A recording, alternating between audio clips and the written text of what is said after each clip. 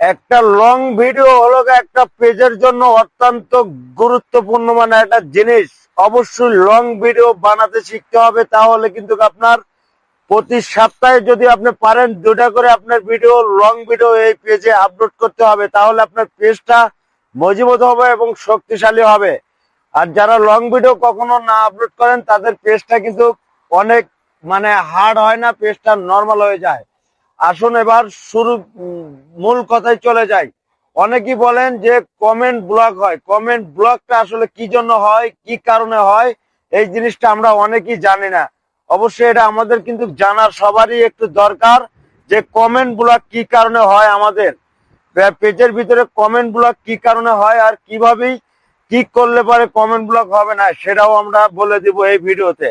অবশ্যই comment block হবে, সেটা আপনার দুটা কারণে কমেন্ট ব্লক হয়। সেটা হলো গা, এক নাম্বার হলো গা, যদি আপনি একই কমেন্ট যদি বারবার করেন তাহলে আপনার কমেন্ট ব্লক হবো। আর পাশাপাশি আরেকটা হচ্ছে আপনার, যদি আপনি ভিডিও যদি দেখেন বা 2 সেকেন্ডের 3 সেকেন্ডের 10 সেকেন্ডের ভিডিও সমানে দেখতেছেন, সমানই সেখানে কমেন্ট করতেছেন, যার কারণে আপনার কমেন্ট ব্লক হবে। আর যদি একটা লং ভিডিও দেখতেছেন, কিছু রিলস ভিডিও দেখতেছেন, কিছু লং ভিডিও দেখতেছেন, এইভাবে যদি আপনি দেখতে থাকেন কমেন্ট করেন, তাহলে আপনার কখনোই কমেন্ট ব্লক হবে না।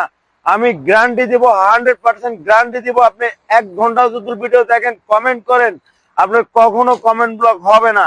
হঠাৎ আপনার কমেন্ট ব্লক হতে পারে, কখন হতে পারে, যখন আপনার একটা কমেন্ট, যখন একই টাইমের কমেন্ট যখন মনে করেন যে 2টা 3টা করে ফেলাইবেন তখন আপনার হবে। আর যদি আপনি ইউনিক ইউনিক কমেন্ট করেন তাহলে আপনার কখনোই কমেন্ট ব্লক হবে না। যদি আপনার আমার কথা যদি ভালো লাগে তাহলে আমার এই বুদ্ধিটা, এই গাইডলাইনটা, এই পরামর্শটা শুনে যদি আপনি এইভাবে কাজ করেন তাহলে 100% আপনার কখনোই কমেন্ট ব্লক খাবেন না। যে কমেন্ট ব্লক খাওয়ার উদ্দেশ্যটা অনেকেই কিন্তু আমরা আসলে জানি না, যার কারণে বারবার কমেন্ট ব্লক হয়, কমেন্ট ব্লক হয়ে যায়। আর যখন কমেন্ট ব্লক হয়ে যায় তখন বিভিন্ন সমস্যা দেখা যায়। 1 নম্বর হলো রিচ, এঙ্গেজমেন্ট সবকিছু ডাউন হয়ে যায়, বা ভিডিও আপলোড করা যায় না, অনেকটাই মানে সমস্যার ভিতরে পড়তে হয়। আসলে এই সমস্যাগুলো, আসলে এই গাইডলাইন গুলো মেনে কাজ করতে হয়। এই গাইডলাইন গুলো সবসময় মানার চেষ্টা করবেন, তাহলে দেখবেন আপনি আর কখনো ঠেকবেন না। যে একটা ফেসবুকে কাজ করতে হলে কিন্তু বেশি গাইডলাইনের দরকার হয় না, সামান্য কিছু গাইডলাইন। এই গাইডলাইন গুলো আমাদের অবশ্যই মানা দরকার। আর এই গাইডলাইন গুলো যদি আমরা মানি তাহলে আমরা এখানে চোখ বুজে কাজ করলেও আমাদের কখনো কোনো সমস্যার সম্মুখীন হব না। এই কারণেই আমাদের প্রতিনিয়ত ভালো ভালো গাইডলাইন গুলো অবশ্যই কিছু হলেও মানতে হবে, সেগুলো মেনেই কাজ করতে হবে। তাহলে কিন্তু আমাদের জানতে পারছেন, বুঝতে পারছেন।